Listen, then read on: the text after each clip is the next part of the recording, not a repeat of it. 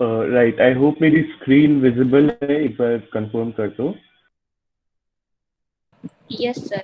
Yes sir. Okay okay. So last week हम जो assignment कर रहे थे उसमें एक क्वेश्चन बच गया था, सो फर्स्ट हम वो क्वेश्चन कर लेते हैं अगर सबका किसी का वो मिस हो गया है तो। एंड उसके बाद मैंने कोई शीट तो अभी नहीं बनाई है सिंस मेरे को क्लास ही नेक्स्ट वीक लेनी थी, बट हम आर एस अग्रवाल से कुछ रैंडमली पजल्स उठा के आज सॉल्व कर लेंगे, ओके। एंड वो पजल्स मतलब अच्छे लेवल के होंगे, सो वो पजल्स वैसे होंगे जो कि आपके एमएचसीटी वगैरह पेपर्स में आप एक्सपेक्ट कर सकते हो कि उस लेवल के क्वेश्चन आए। तो पहले हम वो फिफ्थ वाला क्वेश्चन कर लेते हैं जो हमने लास्ट वीक के असाइनमेंट में छोड़ा था, फिर आर एस अग्रवाल करेंगे।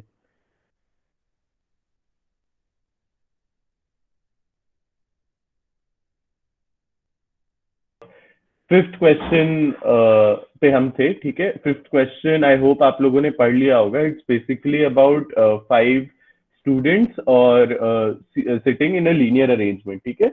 एंड मैं आपको अभी जस्ट यही बता रहा था कि इस क्वेश्चन में वही वाला कॉन्सेप्ट यूज होगा जो कि हमने पहले किया था यूज, विच वॉज कि एक चीज होती है इमीडिएटली टू द लेफ्ट में सेट करना और एक चीज होती है लेफ्ट में सेट करना। ओके, डिफरेंस क्या होता है दोनों में? अगर हम ए के रिस्पेक्ट में देखें, ए नॉर्थ की तरफ अगर फेसिंग है तो उसका लेफ्ट ये साइड हुआ। डिफरेंस क्या होगा कि अगर हम इमीडिएटली टू द लेफ्ट बोले तो सिर्फ बी की बात होगी, लेकिन अगर हम बोले कि someone is sitting to the left of A तो वो बी भी हो सकता है, वो सी भी हो सकता है, वो ये पोजीशन भी हो सकती है, ठीक है। तो ये पहले हम फिफ्थ, मैंने बोला था पहले हम फिफ्थ वाला क्वेश्चन ये वाला कर लेंगे, उसके बाद हम आर एस अग्रवाल करेंगे।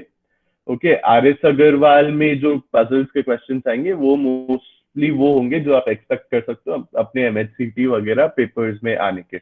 ऑलराइट, सो हम पहले ये वाला क्वेश्चन करते हैं। अच्छा, अब मैंने ये भी बताया था कि बहुत बार इमीडिएटली टू द लेफ्ट लिखा ही नहीं होता क्वेश्चन में, तो बहुत बार आपको खुद से अज्यूम करना पड़ जाता है कि अगर लेफ्ट ऑफ रानी लिखा हुआ है तो वो मतलब खुद से immediately to the left of Rani हो। तो इन केसेस में हम क्या करते हैं, हम वो करेंगे जो हमने पिछली क्लास में भी किया था, विच वॉज कि हम बहुत सारे अलग अलग केसेस बना रहे थे एक ही पजल के लिए, और हम जैसे जैसे आगे बढ़ रहे थे तो कुछ केसेस खुद से कैंसिल हो जा रहे थे और एंड में हमारे पास एक ही केस बच रहा था जिससे हमारा आंसर निकलता था। राइट, इतना सबको क्लियर है एंड इतना सबको याद है ना कि इमीडिएटली टू द लेफ्ट और लेफ्ट में क्या डिफरेंस था? Yes sir.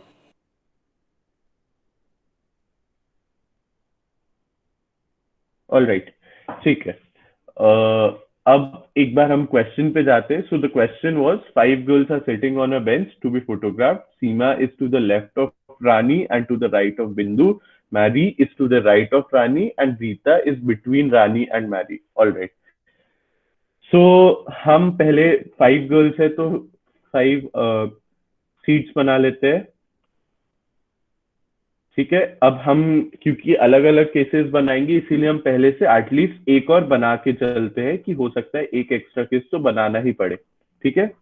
तो हमें सबसे पहले दिया हुआ है Seema is to the left of Rani and to the right of Bindu. मतलब अगर बिंदु यहाँ पे है और रानी यहाँ पे है तो सीमा कहीं यहाँ पे होगी, ठीक है। इतना आपको क्लियर आया? Seema is to the left of Rani, Rani ये है, रानी का लेफ्ट ये है, and to the right of Bindu, तो बिंदु ये है, ठीक है। यहाँ पे सीमा आ गई। अब इसका ये मतलब नहीं है कि ये दोनों एकदम एडजेसेंट बैठे हैं और ये लोग नेबर्स है। हो सकता है यहाँ पे भी एक ब्लैंक हो सकता है यहाँ पे एक ब्लैंक ना हो। इतना क्लियर है?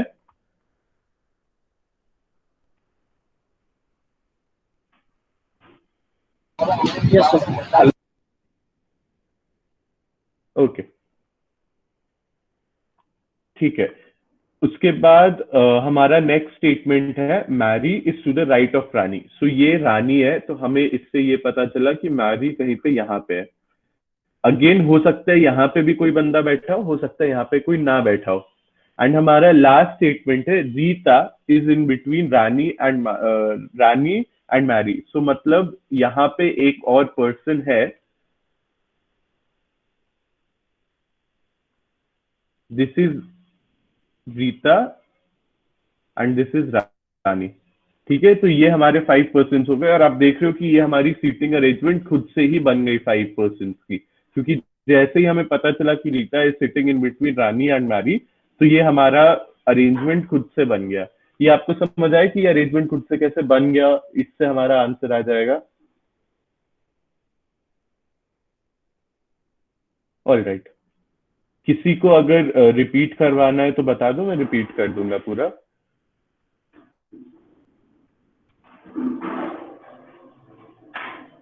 ऑल राइट, yeah, so अब क्वेश्चंस पे आते हैं। So the first question is who is sitting to the immediate right of Rita. याद रखना यहाँ पे इमीडिएट राइट लिखा हुआ है इन्होंने, ठीक है। तो रीता यहाँ पे उसकी इमीडिएट राइट पे यहाँ मैरी है, तो आंसर सी हो जाएगा।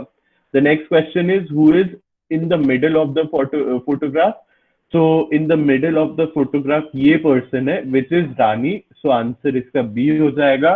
And the last question is who is second to the left in the photograph. All right, so photograph का लेफ्ट कहाँ होगा, यहाँ होगा, ठीक है।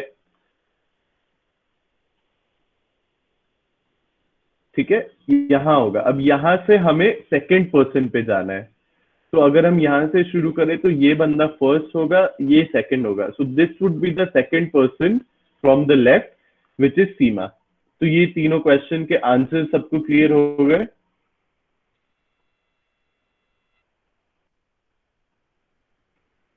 ऑल राइट, सो इससे हमारा ये वाला असाइनमेंट खत्म हो गया है, ठीक है। अब ये आप लोग प्लीज याद रखना कि एक बार हम कोई भी असाइनमेंट फिनिश कर ले क्लास में, तो आप एक बार खुद से घर में क्लास के बाद बैठ के रिवाइज करो इस असाइनमेंट को।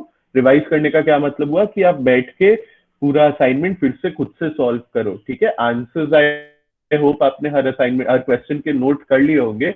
अगर आपको किसी क्वेश्चन में डाउट हो, उसके बाद भी आपको उसका आंसर ना पता हो, तो आप मेरे को मैसेज कर दो, मैं आपको आंसर की वगैरह दे दूंगा, आपको सॉल्यूशन फिर से समझा दूंगा।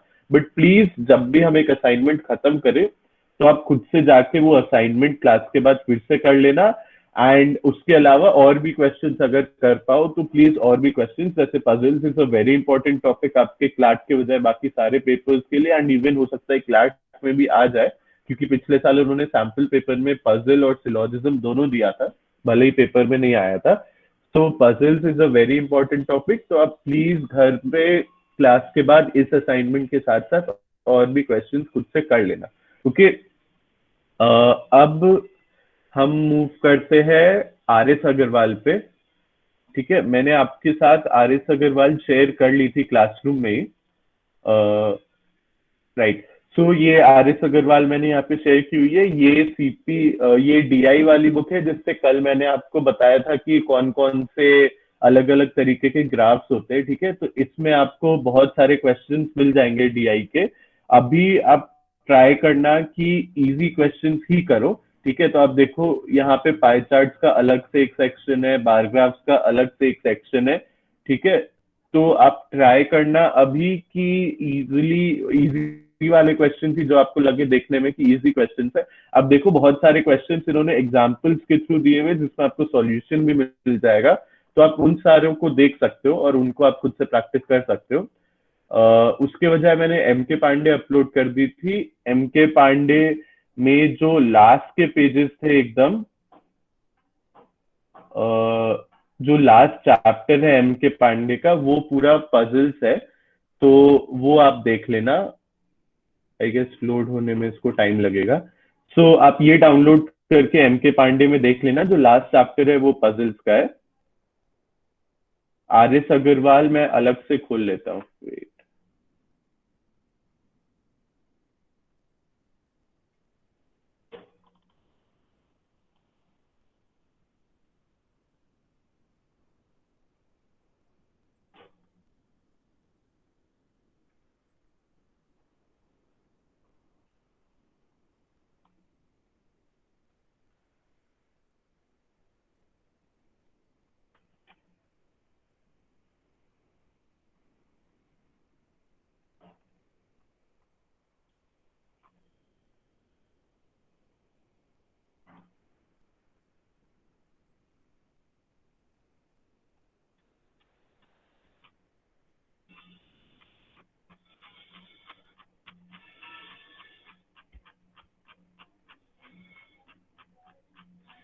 राइट। सो इसमें आप देखना, इसमें ये बुक जो है ये 2 पार्ट्स में डिवाइडेड है। आपको स्क्रीन एक बार कंफर्म कर दो, दिख रही है ना?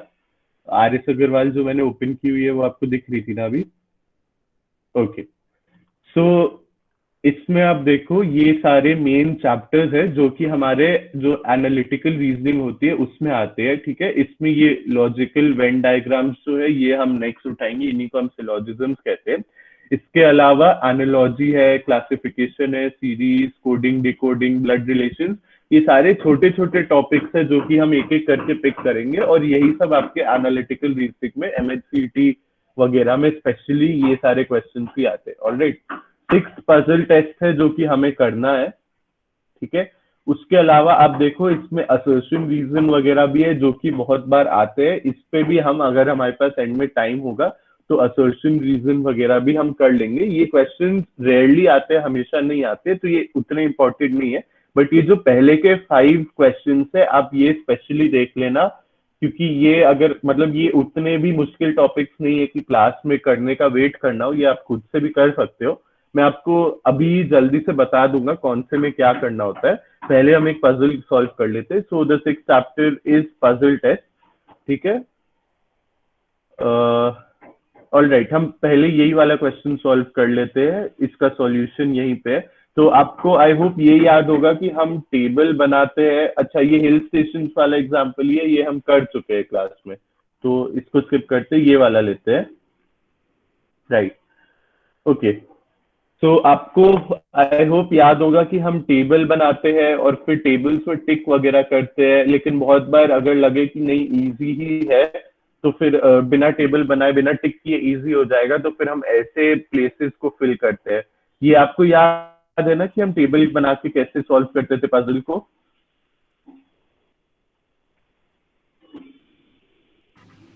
यस।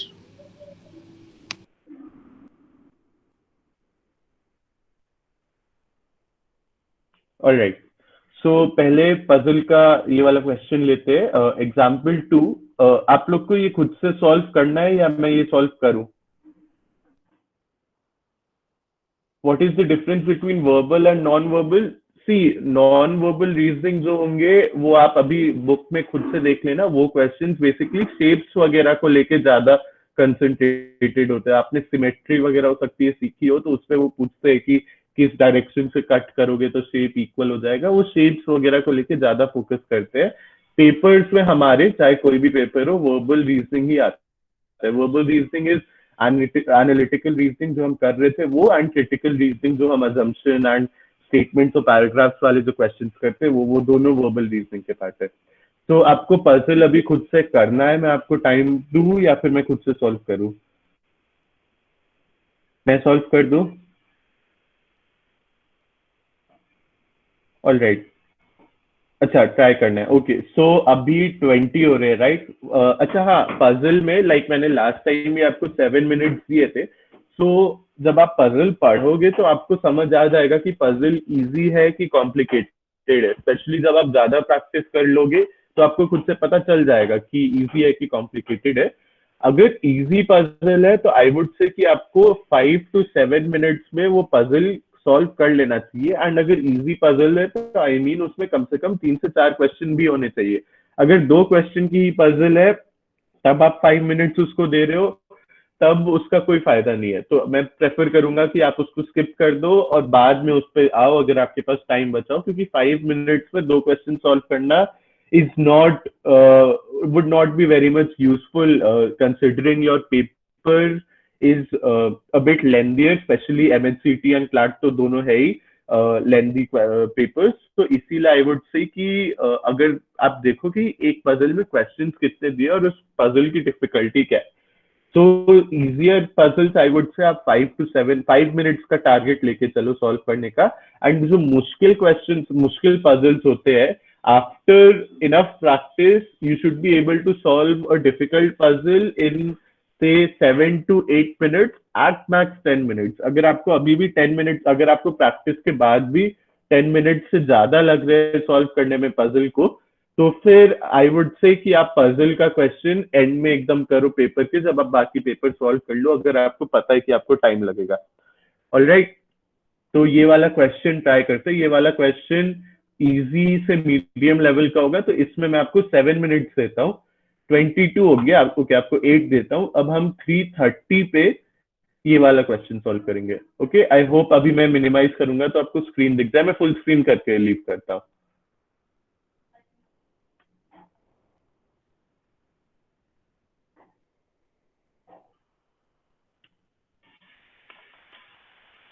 ओके, आई होप आपको दिख रही हो। मैं म्यूट कर रहा हूँ एंड 8 मिनट्स है।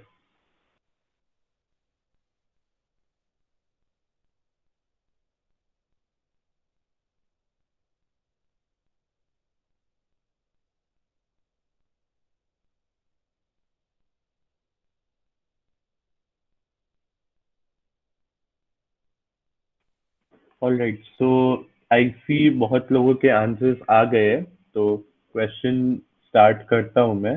ओके, मैं एक बार बस स्क्रीन सेट कर लूं।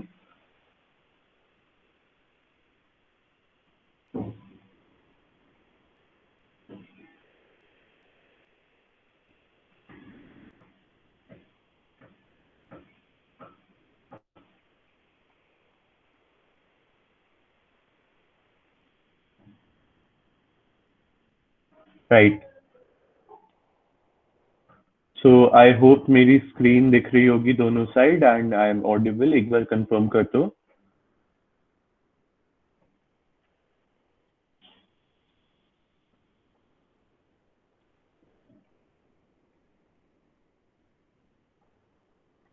Hello, am I audible? Okay okay okay, cool. So question हमारा क्या था? सो हमारा क्वेश्चन ये था कि 5 फ्रेंड्स है and they are going from Mumbai to different cities. Different cities के नाम दिए हुए and through different modes of transport. इस क्वेश्चन से हमें पहले तो ये समझ आ रहा है कि हर एक बंदा PQRST जो है वो अलग अलग सिटी में गया है और अलग अलग मोड ऑफ ट्रांसपोर्ट से गया है। मतलब अगर कोई चेन्नई गया है तो फिर कोई और पर्सन चेन्नई नहीं गया है, और अगर कोई पर्सन बोट से गया है कहीं पे तो फिर कोई भी और पर्सन बोट से नहीं गया है। इतना हमें क्लियर हो गया पहले स्टेटमेंट से। हमें इसमें एक चीज एंड में याद रखनी है कि यहाँ पे लिखा हुआ है कि सब लोग मुंबई से ट्रैवल कर रहे हैं। ये हमें क्यों याद रखना है? जो हमारा लास्ट स्टेटमेंट है उसमें इसका यूज आएगा। ऑलराइट, सो इसमें अगेन मैं बोलूंगा कि हम टिक वाला ना करें, क्योंकि सी अगर आपको इसमें टिक वाला करना होगा ना तो इसमें मैं बताता हूँ आपको क्या करना होगा। अगर आप टिक वाले से करो, अगर आप टिक वाले से करो तो आपको एक साथ 2 पजल सॉल्व करनी होगी। 2 पजल्स कैसे सॉल्व करोगे कि आप ऐसे PQRST लिखोगे, ठीक है, और आप एक साइड लोगे सिटीज, एक साइड लोगे बोट्स वगैरह, जो भी आपके मोड ऑफ ट्रांसपोर्ट है। तो पहले मैं आपको ऐसे भी सॉल्व करके दिखा देता हूँ कि ऐसे आप एक साथ 2 पजल्स कैसे सॉल्व करोगे। तो आप पहले लोगे सिटीज, तो सिटीज में आपके पास कैलकाटा है, दिल्ली है, बैंगलोर है, हैदराबाद है एंड एक और क्या है, चेन्नई है। ओके, चेन्नई को मैं CH लिख देता हूँ, कैलकाटा को CA लिख देता हूँ, ठीक है। एंड देन आपके मोड्स ऑफ ट्रांसपोर्ट क्या है? आपके मोड्स ऑफ ट्रांसपोर्ट है bus, then you have a train, plane, car and finally क्या है, बोट। सो मैं बोट को BO लिख देता हूँ और बस को बस ही लिख देता हूँ, ठीक है। अब इसमें क्या करना है, हम क्या करेंगे, वो टिक और क्रॉस वाला मेथड यूज करेंगे। टिक और क्रॉस वाला मेथड क्या था, याद करो कि एक पॉजिटिव स्टेटमेंट होता है, एक नेगेटिव स्टेटमेंट होता है। पॉजिटिव स्टेटमेंट सीधा सीधा हमें टिक देता है एक कहीं भी, अगर नेगेटिव स्टेटमेंट होता है तो वो हमें क्रॉस देता है, ठीक है। अगर हमने ऐसे क्वेश्चंस में मान लो यहाँ टिक कर दिया तो इसका क्या मतलब होगा कि ये सारे क्वेश्चन यहाँ पे क्रॉस हो जाएंगे, ठीक है। ये आपको याद है इतना कि हम यहाँ पे अगर टिक करते हैं तो बाकी सारे क्रॉस की हो जाएंगे, क्योंकि अगर एक बंदा कैलकाटा चला गया तो फिर कोई और बंदा कैलकाटा तो जा नहीं सकता, और अगर ये बंदा कैलकाटा जा रहा है तो ये बंदा फिर दिल्ली, बैंगलोर, हैदराबाद, चेन्नई तो जा नहीं सकता। ये चीज सबको याद है ना? एक बार कंफर्म कर दो। Right, cool. ओके, ठीक है। अब हम अपने क्वेश्चन को सॉल्व करते हैं, ठीक है। सो हमारा क्वेश्चन का सेकंड स्टेटमेंट जो है, इट सेज कि the person who travel to Delhi did not travel by boat, ठीक है। अब आप देखो कि हमें ये भी नहीं पता है कि बोट से कौन जा रहा है, और हमें ये भी अभी नहीं पता है कि दिल्ली कौन जा रहा है। तो ये ऐसा स्टेटमेंट है जिससे अभी हम कुछ इन्फरेंस नहीं कर पा रहे, तो हम इसको अलग से यहाँ लिख लेंगे कि जो भी बंदा बोट से जाएगा वो दिल्ली तो नहीं जाएगा। इतना हमें पक्का हो गया कि जो भी बंदा अगर दिल्ली का है तो वो बोट नहीं यूज करेगा, और अगर कोई बंदा बोट यूज कर रहा है तो वो दिल्ली नहीं जाएगा। ये एडिशनल इंफॉर्मेशन एक है जो कि अभी हम कहीं पे यूज नहीं कर पा रहे, तो इसको हम बाद में यूज करेंगे। फिर अगला स्टेटमेंट है, R went to Bangalore by car and Q went to Calcutta by plane. तो ये पॉजिटिव स्टेटमेंट है जो कि हमें बहुत सारे टिक्स देने वाला है। So R went to Bangalore, तो हम आर लेंगे, आर वेंट टू बैंगलोर। अच्छा, आर बैंगलोर गया तो यानी ये क्रॉस ये क्रॉस ये क्रॉस ये क्रॉस, और वैसे ही यहाँ पे भी ये सारे क्रॉस। एंड सिमिलरली आर कैसे गया, आर कार से गया। सो आर कार से गया तो यहाँ पे टिक, तो मतलब ये क्रॉस ये क्रॉस ये क्रॉस ये क्रॉस, ऐसे ही ये भी क्रॉस। एंड इसी तरह से जैसे आर का हमने किया, अब क्यू का करेंगे। तो क्यू कहाँ गया, क्यू गया कैलकाटा, एंड क्यू ने क्या यूज किया, क्यू ने यूज किया प्लेन। ठीक है, अब यहाँ पे ये सारे टिक हो गए तो बाकी सब क्रॉस आ जाएंगे यहाँ पे। ठीक है, वैसे ही यहाँ पे भी ये सब क्रॉस हो जाएंगे। ये सबको समझ आया अभी तक कि मैंने बोट दिल्ली को अलग से क्यों लिखा और मैंने इतने टिक और क्रॉस कैसे किए?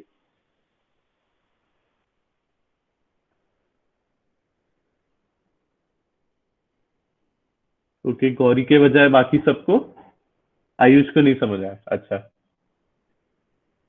ठीक है, आयुष के लिए मैं एक बार फिर से कर देता हूँ, मैं 1 सेकंड दो।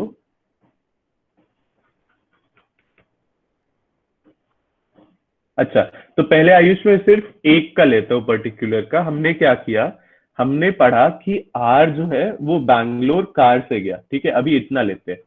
तो आर बैंगलोर गया तो हमने यहाँ टिक किया, और आर कार से गया तो हमने यहाँ टिक किया। ठीक है, अब आप ये समझो कि अगर आर बैंगलोर जा रहा है तो इसका ये मतलब है कि आर कैलकाटा भी नहीं जाएगा, आर दिल्ली भी नहीं जाएगा, आर हैदराबाद भी नहीं जाएगा, आर चेन्नई भी नहीं जाएगा। आर यहाँ क्यों नहीं जाएगा, क्योंकि आर बैंगलोर जा रहा है, ये हमें पता चल रहा है, इसीलिए बाकी हर जगह क्रॉस आ गया। अब हमें ये भी पता है कि एक पर्सन एक सिटी जाएगा, 2 पर्सन सेम सिटी नहीं जा रहे हैं। तो मतलब कि अगर कोई पर्सन बैंगलोर जा रहा है, जैसे हमें पता चल गया कि आर बैंगलोर जा रहा है, तो फिर हमें ये भी क्लियर हो गया कि पी क्यू एस टी कोई भी बैंगलोर नहीं जाएगा। ठीक है, वैसे ही जब हमें पता चला कि आर कार से जा रहा है, तो इसका ये मतलब है कि अगर आर कार से जा रहा है तो R plane train bus boat किसी भी तरीके से नहीं जा सकता, क्योंकि आर कार से ही जाएगा। और अगर हमें पता चल गया कि कोई पर्टिकुलर पर्सन कार से जा रहा है, तो मतलब कि बाकी पर्सन जो है वो फिर कार से नहीं जाएंगे। ठीक है, हमने ये किया, ये समझ आया आयुष, ये समझ आया? ठीक है, अब जैसे हमने ये आर के साथ किया है, ओके, अब जैसे हमने ये आर के साथ किया वैसे ही हमें यही इंफॉर्मेशन क्यू के साथ भी दी हुई है कि क्यू कैलकाटा गया है। ठीक है, क्यू कैलकाटा गया है, ये हमें पता चल गया, और हमें क्या पता चल रहा है कि क्यू प्लेन से गया है। ठीक है, तो अब हमने ये टिक कर दिया, तो बाकी हर जगह हमने सिमिलरली ऐसे क्रॉस लगा दिए हैं।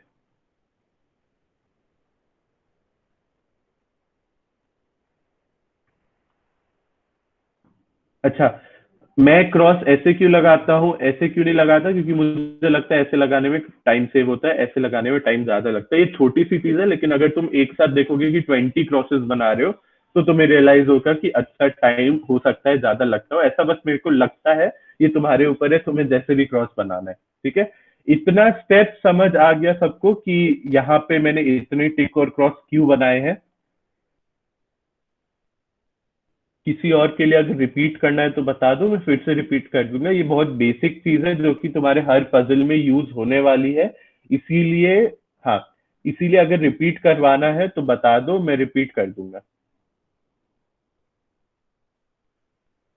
ठीक है, चलो, अगर किसी को कभी भी कुछ रिपीट करवाना हो तो प्लीज चैट बॉक्स में लिख लेना, या फिर माइक अनम्यूट करके बोल देना, मैं रिपीट कर दूंगा।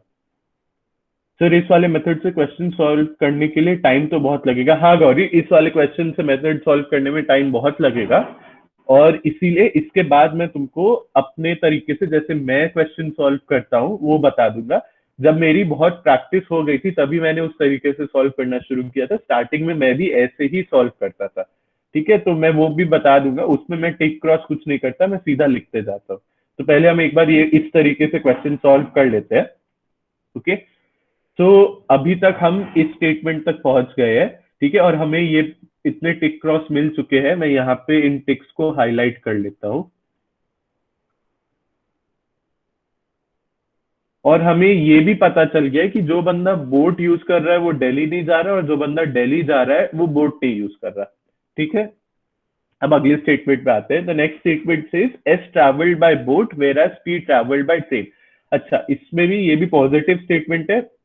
ये पॉजिटिव स्टेटमेंट क्यों है? ये हमें बता रहा है कि एस जो है वो बोट से ट्रैवल कर रहा है, एस बोट से ट्रैवल कर रहा है, और टी जो है वो ट्रेन से ट्रैवल कर रहा है, टी ट्रेन से ट्रैवल कर रहा है।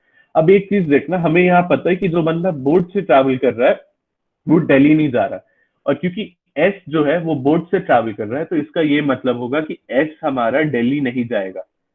ये चीज सबको समझ आई। उसके अलावा फिर क्योंकि यहाँ पे हमने टिक कर दिया तो ये क्रॉस होगा, ये क्रॉस होगा, उसके बाद ये क्रॉस होगा, ये क्रॉस होगा, यहाँ पे टिक कर दिया तो ये क्रॉस होगा। और इससे हमें ये पता चलेगा कि क्यू आर एस टी के हमें पता चल गए हैं मोड ऑफ ट्रांसपोर्ट। सिर्फ पी का एक ये ब्लैंक बचा है, तो मतलब पी जो है वो बस यूज करेगा। इतना समझ आया कि पी बस क्यों यूज करेगा और एस दिल्ली क्यों नहीं जाएगा। ये दो चीजें सबको समझ आई कि पी तक हम कैसे पहुंचे, कि पी बस क्यों यूज करेगा और एस दिल्ली क्यों नहीं जाएगा। ठीक है, ठीक है, ऑलराइट।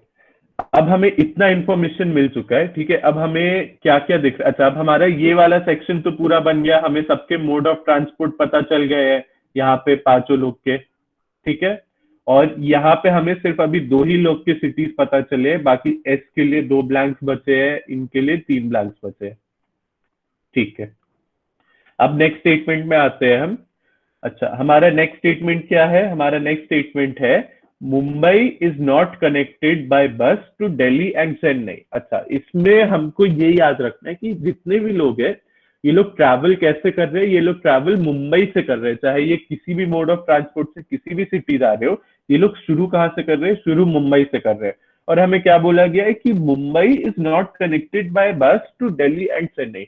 इससे हमें क्या पता चल रहा है? इससे हमें ये पता चल रहा है कि जो पर्सन बस यूज कर रहा है ना, वो दिल्ली नहीं जा रहा और वो चेन्नई भी नहीं जा रहा, क्योंकि आप मुंबई से दिल्ली और चेन्नई बस से जा नहीं सकते। तो वो किसी थर्ड जगह जा रहा होगा बस से, लेकिन हमें इतना पता है कि वो दिल्ली नहीं जाएगा और चेन्नई नहीं जाएगा। अच्छा, अब हम चेक करेंगे कि बस कौन यूज कर रहा है। बस पी यूज कर रहा है, बस पी यूज कर रहा है, और हमें पता है कि पी जो है वो फिर दिल्ली नहीं जाएगा और चेन्नई नहीं जाएगा।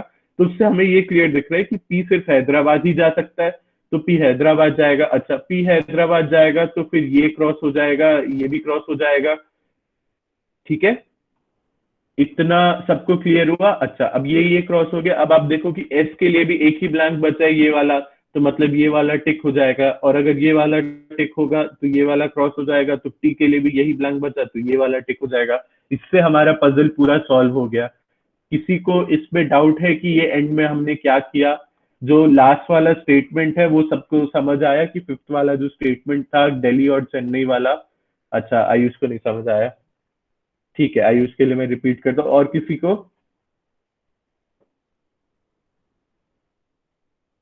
अच्छा, ठीक है, आयुष के लिए मैं जल्दी से बता देता हूँ। सो आयुष देखो,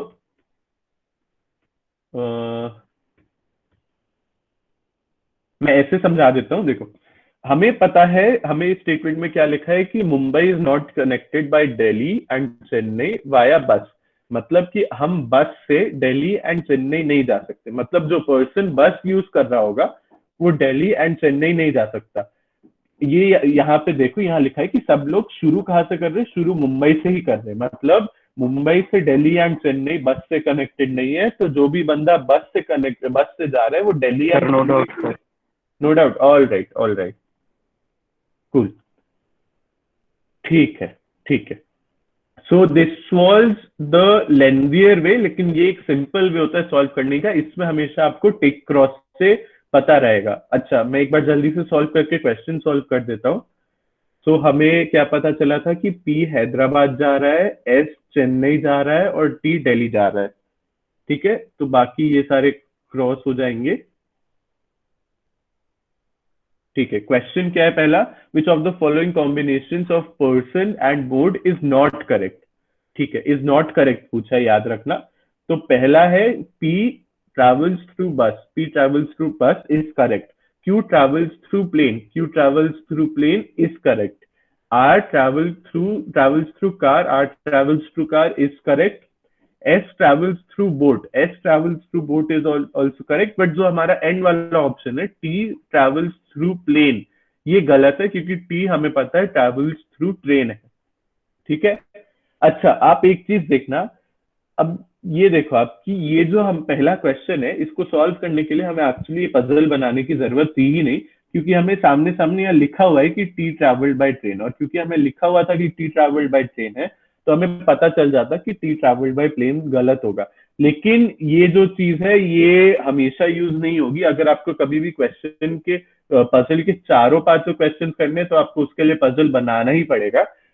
एक दो क्वेश्चन ऐसे होते हैं हमेशा जो कि आपको बिना पजल बनाए, इन 5 में से 2 क्वेश्चन हो सकता है ऐसे हो जो कि आपको बिना पजल बनाए मिल जाए, लेकिन आपको हमेशा पजल तो बनाना ही पड़ेगा अगर आपको 5 क्वेश्चन सॉल्व करने हैं। नेक्स्ट क्वेश्चन है विच of the following combination is true for S.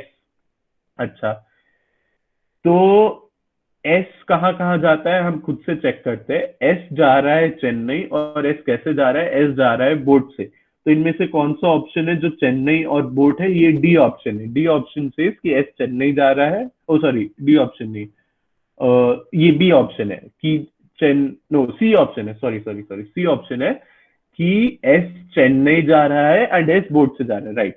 तो हमारा सी ऑप्शन इसमें करेक्ट हो जाएगा क्योंकि हमने पजल सॉल्व करके निकाल दिया कि एस जो है वो बोट से जा रहा है एंड वो चेन्नई जा रहा है।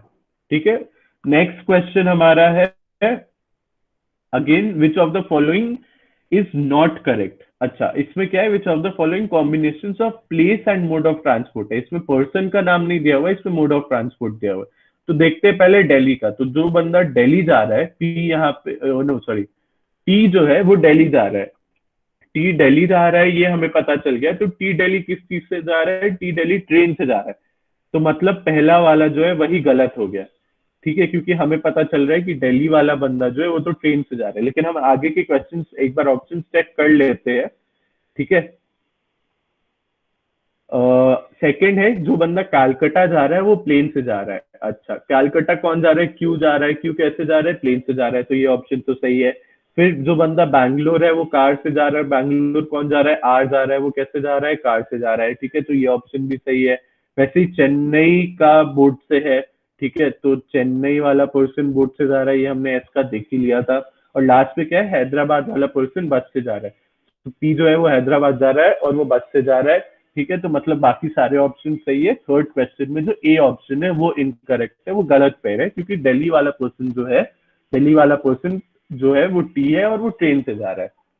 Okay, next question, the person travelling to Delhi went by which of the following modes. अच्छा, तो ये हमने पहले ही चेक किया कि दिल्ली वाला पर्सन जो है वो ट्रेन से गया है, टी है, क्योंकि दिल्ली टी जा रहा है और टी कैसे जा रहा है, टी ट्रेन से जा रहा है। ठीक है, तो इसका ये मतलब हुआ कि इसका ऑप्शन तो बी हो गया, ट्रेन। एंड जो फाइनल क्वेश्चन है हमारा, who among the following travelled to Delhi, again हमें पता चल गया कि टी है। अच्छा, हम जल्दी से आंसर मैच कर लेंगे। टी जो है वो दिल्ली जा रहा है, ट्रेन से जा रहा है। एस जो है वो चेन्नई जा रहा है, वो बोट से जा रहा है। आर जो है वो बैंगलोर जा रहा है, कार से जा रहा है। क्यू जो है, क्यू कहाँ जा रहा है, क्यू कलकत्ता जा रहा है और प्लेन से जा रहा है। और फिर जो हमारा फाइनल बचा पी जो है वो हैदराबाद जा रहा है और वो बस से जा रहा है। तो हमने सॉल्व सही किया है और आंसर दिए। इस क्वेश्चन में किसी को भी डाउट इस वाले तरीके से सॉल्व करने में, किसी के लिए अगर मेरे को ये कोई भी क्वेश्चन रिपीट करना हो, कोई भी पार्ट या पूरा पजल ही।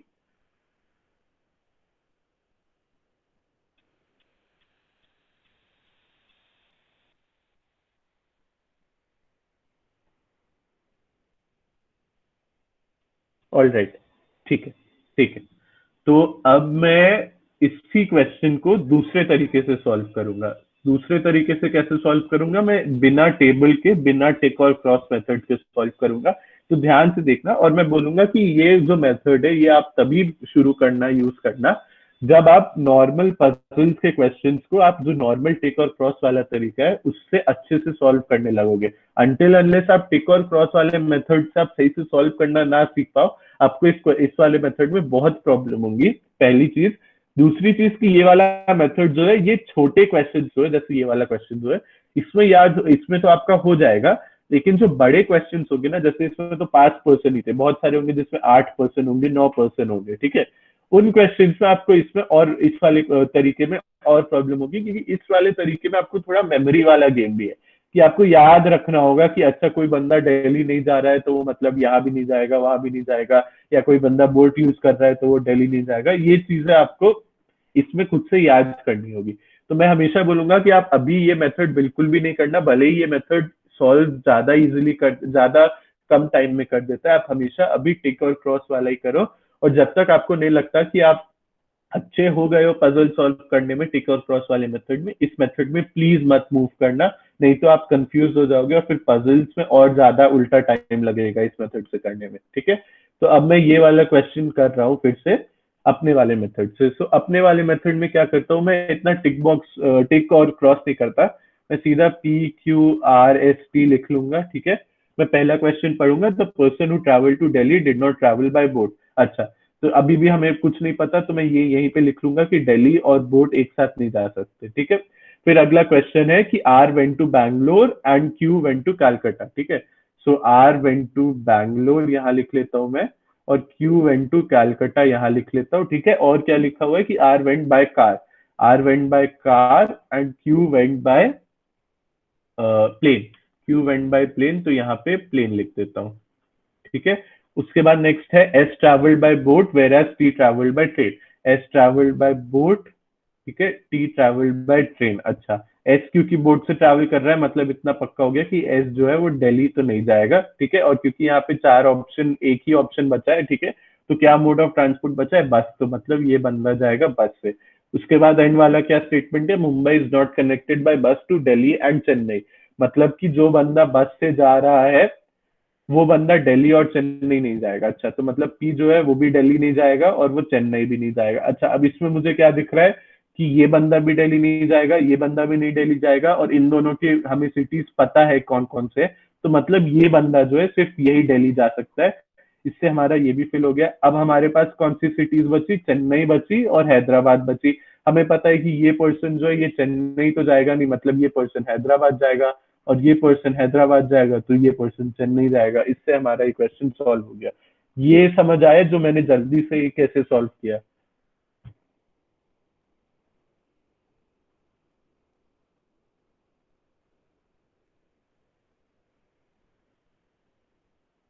ओके, सो ये आपका शॉर्टकट मेथड होता है, इसमें आप इतना टिक क्रॉस नहीं करते हो, लेकिन आप हमेशा मतलब देखना कि मेरे को इसमें जल्दी जल्दी याद रखना पड़ा था कि अच्छा दिल्ली वाले बंदे जो है उनके लिए मेरे को यहाँ पे लिखना पड़ेगा। अगर मैं यहाँ पे भूल जाता कि अच्छा ये चीज यहाँ पे है और दिल्ली वाली चीज है, तो फिर ये क्वेश्चन मुझसे सॉल्व नहीं होता। लेकिन ये जो चीज मैंने यहाँ पे अलग से लिखी है, ये चीज मेरे को उस टिक और क्रॉस वाले मेथड में अलग से नहीं लिखना होता, क्योंकि मैं जो उसी समय क्रॉस कर देता तो मेरे को ये चीज अलग से याद नहीं रखनी होती। वैसे ही चेन्नई वाला मैंने अलग से लिखा और मेरे को खुद से याद रखना पड़ा कि अच्छा 2 ही सिटीज बची है, चेन्नई और हैदराबाद, जिनमें ये लोग बैठ सकते हैं, तो इन्हीं में से किसी में बैठेंगे। जो वो वाला तरीका है टिक और क्रॉस वाला, उसमें मेरे को ये सब याद नहीं रखना होता, उसमें मेरे को सामने ये सब दिखता कि अच्छा ऐसे ऐसे। अब क्योंकि हमारे पास 7 मिनट्स ही बचे हैं, तो मैं एक काम करता हूँ, मैं एक क्वेश्चन और खुद से सॉल्व करके दिखा देता हूँ आपको दोनों तरीकों से। आर भी दिल्ली और चेन्नई दोनों जगह नहीं जाएगा। हाँ, क्योंकि हमें पता चला ना पहले ही स्टेटमेंट में कि आर बैंगलोर से जा रहा है और आर कलकत्ता से जा रहा है। तो अगर आर बैंगलोर जा रहा है तो मतलब आर दिल्ली नहीं जाएगा, वैसे क्योंकि आर कार से जा रहा है तो मतलब आर दूसरा जो मोड है उससे भी नहीं जाएगा, और जैसे वो दिल्ली नहीं जा सकता वैसे वो और किसी भी सिटी नहीं जाएगा, क्योंकि हमें पता है पहले स्टेटमेंट में कि वो बैंगलोर ही जाएगा। वैसे ही, हाँ, वैसे ही हमें जैसे कैलकटा का पता चल गया था कि क्यू क्यू जो है वो कैलकटा ही जाएगा, तो उससे हमें क्या पता चला कि क्यू क्योंकि कैलकटा जाएगा तो क्यू दिल्ली चेन्नई हैदराबाद कहीं नहीं जाएगा, ठीक है। अब मैं एक क्वेश्चन और आपको सॉल्व करके जल्दी से दिखा देता हूँ उस क्लास खत्म होने से पहले। आप याद रखना कि ये आर एस अग्रवाल जो है, आप इसमें बहुत सारे क्वेश्चन है। अच्छा, तो ये फर्स्ट एक्सरसाइज है, मैं आपको फर्स्ट क्वेश्चन करके दिखा देता हूँ। आपको मैं ये होमवर्क दे देता हूँ कि आप ये जो क्वेश्चन है, ये वाला सेट, ये वाला, ये पूरी एक्सरसाइज में आप जितने भी क्वेश्चंस कर सको, बहुत सारे क्वेश्चंस होंगे मैं जानता हूँ। हाँ, कितने क्वेश्चन है यहाँ तक है, 46 तक है, आई थिंक 6 सेट्स होंगे। मैं 4 सेट कर देता हूँ, 5 सेट शायद बचेंगे। तो आपका होमवर्क अगले वीक के आई गेस अगले 2 वीक्स का होगा, क्योंकि अगले वीक मेरी पजल की कोई क्लास होगी नहीं। बट आपका होमवर्क यही होगा कि आप मेरी नेक्स्ट पजल की क्लास जब भी हो, चाहे अगले वीक हो चाहे अगले के अगले वीक हो, आप ये वाला एक्सरसाइज कम से कम पूरा करो। और अगर आपको ये हो जाए और आपके पास टाइम बचे, तो फिर इसके बाद जो नेक्स्ट एक्सरसाइज होगी 6B होगी, ठीक है, ये 6B होगी, आप इस पे भी मूव कर सकते हो। 6B जो है वो शायद सर्कुलर अरेंजमेंट पे कुछ क्वेश्चंस उसके, अगर उसमें प्रॉब्लम आए तो आप वो स्किप कर देना। हमारा मेन बस अब फैमिली अरेंजमेंट और सर्कुलर अरेंजमेंट बचा है। ये दो पजल्स के टाइप्स में अगले क्लास में डिस्कस कर लूंगा आपको, और उसके बाद हम सिलॉग्स में मूव कर जाएंगे उसी क्लास में। तो पहले 6A का जो क्वेश्चन है, ये मैं जल्दी से सॉल्व करके आपको दिखा देता हूँ। Question says, in a school there are 5 teachers, ठीक है, A and B were teaching Hindi and English, C and B were teaching English and Geography, D and A were teaching Maths and Hindi, and E and B were teaching History and French. Who among the teachers was teaching the maximum? अच्छा, अब इस वाले question में जैसे देख लो, इस वाले question में टिक वाला मेथड ज्यादा इजी होगा मेरे लिए एज कम्पेयर टू वो वाला, क्योंकि उस वाले में मेरे को बैठ के लिखना होगा कि अच्छा ए ये लिख रहा है, बी ये लिख रहा है। मेरे को टिक वाले में ज्यादा इजी होगा। मैं एक साथ दोनों सॉल्व करके दिखा देता हूँ। पहले मैं टिक वाला करता हूँ। टिक वाला क्या है, A B C T E, चार टीचर, 5 टीचर्स हैं, ठीक है।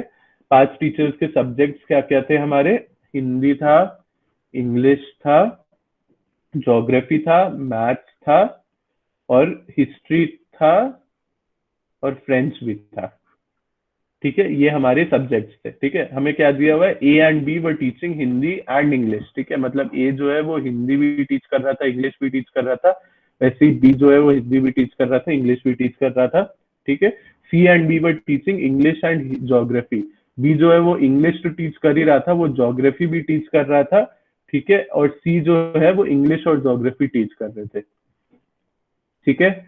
उसके बाद D and A were teaching maths, D and A were teaching maths and Hindi.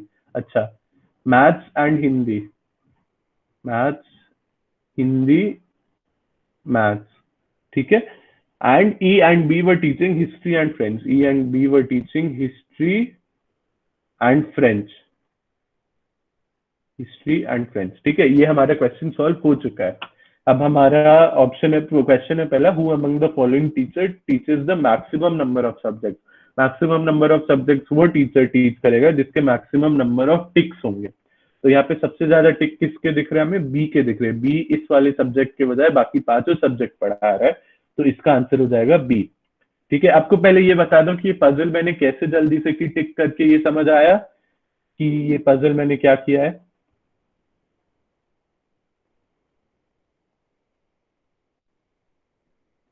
Okay okay, ठीक है। तो ये हमारा पहला क्वेश्चन हो गया। Second question is which of the following pairs was teaching both geography and Hindi, ठीक है। तो कौन से 2 टीचर्स थे जो ज्योग्राफी भी टीच कर रहे थे, हिंदी भी टीच कर रहे थे, ठीक है। तो हाँ, विच of the following pairs were teaching both geography and Hindi. तो एक तो हमें दिख रहा है कि बी है जो ज्योग्राफी और हिंदी टीच कर रहा है, लेकिन हम देख सकते हैं कि और कोई भी पर्सन आई डोंट थिंक है जो कि ज्योग्राफी एंड हिंदी दोनों टीच कर रहा है, ठीक है। क्योंकि ज्योग्राफी और कौन टीच कर रहा है, सी टीच कर रहा है, लेकिन सी जो है वो हिंदी तो टीच कर नहीं रहा है। तो इसका ये मतलब है कि इसमें नन ऑफ दीज होगा आपका ऑप्शन, क्योंकि कोई पेयर नहीं। नेक्स्ट क्वेश्चन है, more than 2 teachers were teaching which subject. अच्छा, कौन सा सब्जेक्ट था जिसमें 2 से ज्यादा टीचर्स थे, ठीक है। तो इसमें आप देखो, एक तो ये सब्जेक्ट था हिंदी, 1 2 3, और दूसरा इंग्लिश, ठीक है। 1 2 3 3 इसमें भी है, लेकिन आप यहाँ पे देखो इंग्लिश जो है वो ऑप्शन में ही नहीं है, तो यानी हमारा आंसर होगा हिंदी, ठीक है। उसके बाद नेक्स्ट क्वेश्चन है, D B and A were teaching which of the following subject. D B and A, अच्छा, D, B and A were teaching which of the following subjects? Okay, so हमें पता है कि D, B and A Hindi पढ़ा रहे हैं तीनों, ठीक है। हमें ये पता है कि डी जो है वो मैथ्स पढ़ा रहा है, ए जो है वो मैथ्स पढ़ा रहा है, बट बी जो है वो मैथ्स नहीं पढ़ा, ठीक है। वैसे ही हमें पता है कि ए और बी इंग्लिश पढ़ा रहे हैं, लेकिन डी इंग्लिश नहीं पढ़ा रहे। इस क्वेश्चन में हमसे पूछा है कि कौन सा सब्जेक्ट है ऐसा जिसमें डी, बी एंड ए तीनों पढ़ा रहे हैं। तो इस सब्जेक्ट, एक ही सब्जेक्ट है जिसमें डी, बी एंड ए तीनों पढ़ा रहे हैं, वो सब्जेक्ट कौन सा है? वो सब्जेक्ट हिंदी है, ठीक है। तो इसमें हमारा आंसर सी हो जाएगा। लास्ट क्वेश्चन है, who among the following teachers was teaching less than 2 subjects? So less than 2 subjects हमें ऐसे देखेंगे, ठीक है। ई 2 सब्जेक्ट्स पढ़ा रहा है, डी 2 सब्जेक्ट्स पढ़ा रहा है। आप देखोगे कि हर जगह मिनिमम 2 सब्जेक्ट्स तो टीचर्स पढ़ा ही रहे हैं, तो इसमें हमारा आंसर ई हो जाएगा। There is no such teacher who teaches less than 2 subjects. अच्छा, मैं एक क्वेश्चन और आपको जल्दी से सॉल्व करके दिखा दूं।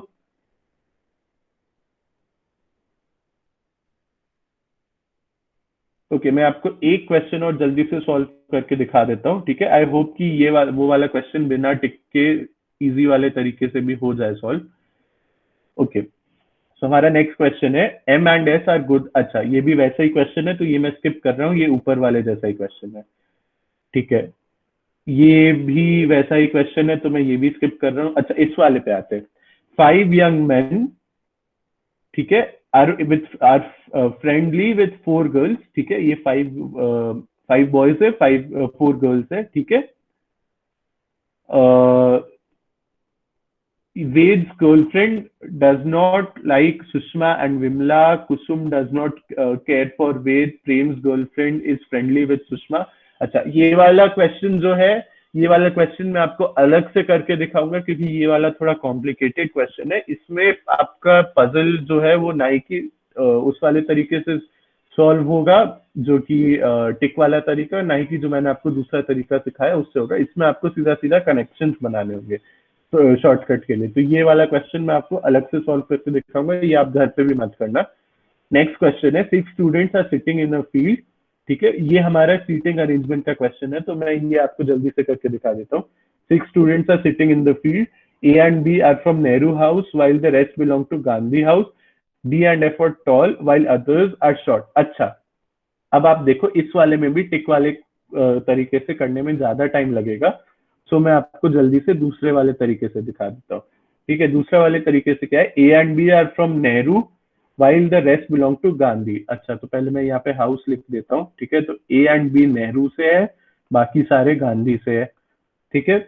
उसके बाद D and F are tall while others are short, ठीक है। तो यानी डी एंड एफ जो है वो टॉल है while others are short, ठीक है। उसके बाद A, C and D are wearing glasses while others are not, मतलब ए जो है वो ग्लासेस पहन रहा है, सी जो है वो ग्लासेस पहन रहा है, एंड डी जो है वो ग्लासेस पहन रहा है, बाकी लोग ग्लासेस नहीं पहन रहे। इससे इतने में हमारा क्वेश्चन सॉल्व हो गया है।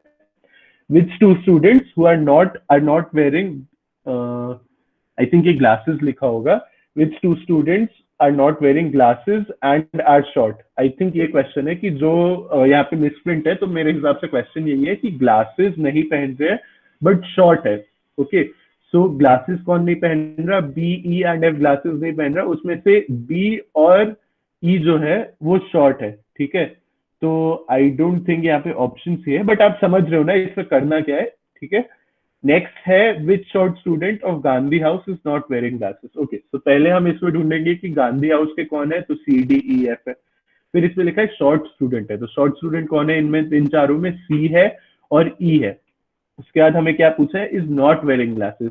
तो हमें दिखेगा कि सी जो है वो तो ग्लास पहन रहा है, बट ई जो है वो ग्लास नहीं पहन रहा है। तो हमारा आंसर ऑप्शन होगा B, which is E is the person who is not wearing glasses but is of Gandhi house and is short. Next question है, which tall student of Gandhi house is not wearing glasses? Okay, which tall student? तो पहले हम देखेंगे tall कौन है, D और F दो ही लोग हैं tall, of Gandhi house, ये दोनों गांधी हाउस के हैं, ठीक है। is not wearing glasses. Okay, so हमें दिखेगा कि D is wearing glasses, so मतलब F जो है is not wearing glasses, so F will be our answer, ठीक है। अच्छा, 22nd क्वेश्चन जो है वो वैसा ही है जैसे कि ये वाला पजल था। 23rd क्वेश्चन आप लोग ट्राई करना। ये 23rd क्वेश्चन जो है ऐसा ही सिमिलर क्वेश्चन हमने अपने पजल्स की फर्स्ट क्लास में मैंने आपको एज एग्जाम्पल करके दिखाया था, ठीक है। ये वाला क्वेश्चन आप लोग ट्राई करना, ये वाला क्वेश्चन थोड़ा बड़ा है, ये देखने में अच्छा लग रहा है, ठीक है। तो आप बाकी जितने भी क्वेश्चन है असाइनमेंट के आप वो सॉल्व करना। इसमें मेरे को एक दो क्वेश्चन जो लगेंगे कि मुश्किल है और डिस्कस करने लायक है, जैसे वो एक ऊपर वाला क्वेश्चन, वो मैं अगली क्लास में डिस्कस करूंगा। उसके अलावा हम लोग पजल्स के जो 2 तरीके के क्वेश्चन हमारे बचे हुए हैं, कौन कौन से बचे हुए, फैमिली वाले क्वेश्चन, एंड दूसरा कौन सा क्वेश्चन बचा हुआ है हमारा, सीटिंग अरेंजमेंट का सर्कुलर अरेंजमेंट वाला क्वेश्चन। तो ये वाले क्वेश्चंस जो है ये हम स्टार्ट करेंगे नेक्स्ट क्लास में पजल्स की। I don't know next class हमारी पजल्स की, I don't think next week होगी, सिंस ये अक्षत की क्लास थी, so Akshat will take my class on Friday, and Saturday को we will be continuing with our DI वाली शीट जो मैंने आपको दी थी। सो डीआई वाली शीट आप लोग प्लीज सॉल्व कर लेना, कोई डाउट है तो मुझसे पूछ लो। हमने शायद एक ही डीआई किया था उसमें। सो बाकी डीआईज आप जो एवरेजेस और परसेंटेजेस के कॉन्सेप्ट है वो आप रिवाइज कर लेना क्लास में आने से पहले, एंड मैं एवरेज कंटिन्यू करूंगा। Okay, so I see Simran is there, so I will be leaving now. Okay, चलो bye bye, take care, and I will most probably see you on Saturday. अगर मेरी पजल की क्लास हुई then Friday. Okay, चलो, thank you, bye.